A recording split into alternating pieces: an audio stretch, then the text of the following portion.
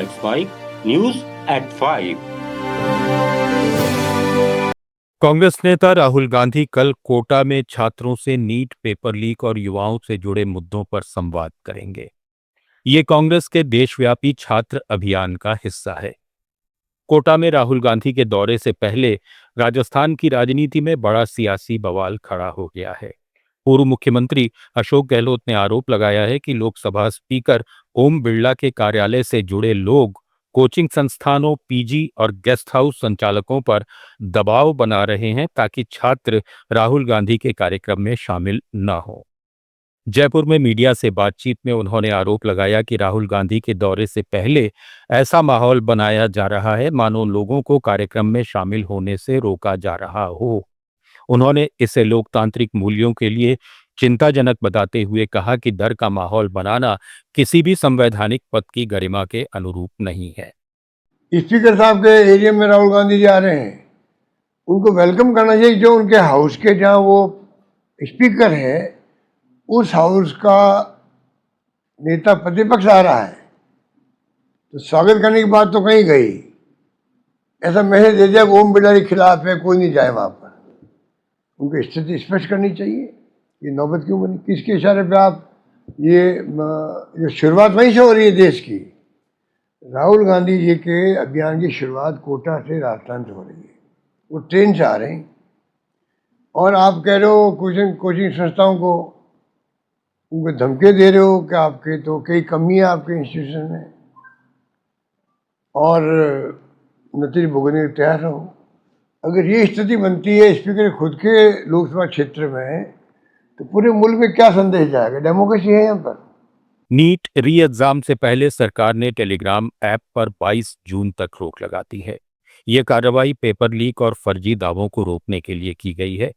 National testing agency के मुताबिक कुछ टेलीग्राम चैनलों पर नीट पेपर लीक के झूठे दावे और ठगी के मामले सामने आए थे, जिससे परीक्षा की निष्पक्षता पर असर पड़ सकता था।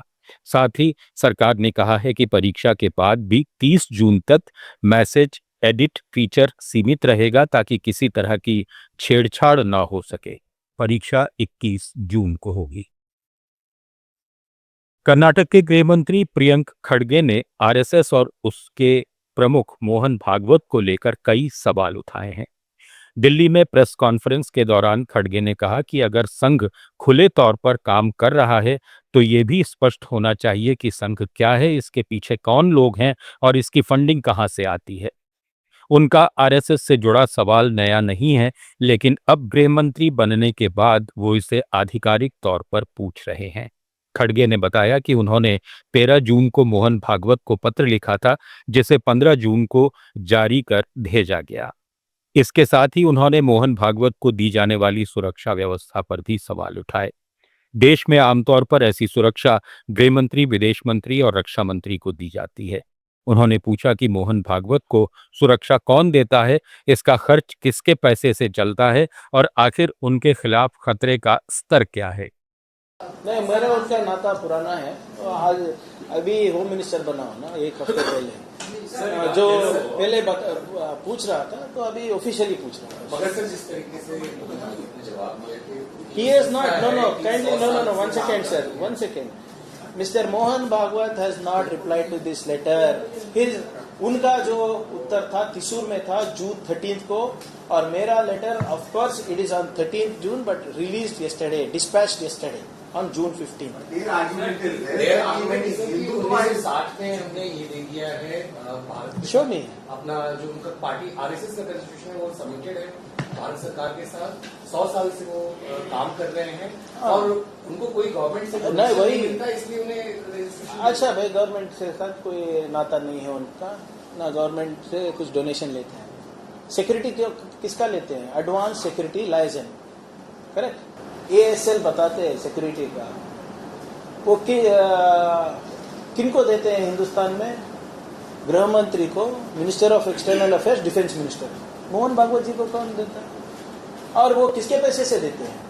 टैक्स पेयर्स मनी ना। न्यूज एट 5 में फिलहाल इतना ही। जुड़े रहिए लेट्स माइक के साथ। आप सुन रहे थे let's mic more than radio. Follow कीजिए हमें हमारे सोशल मीडिया प्लेटफॉर्म्स पर।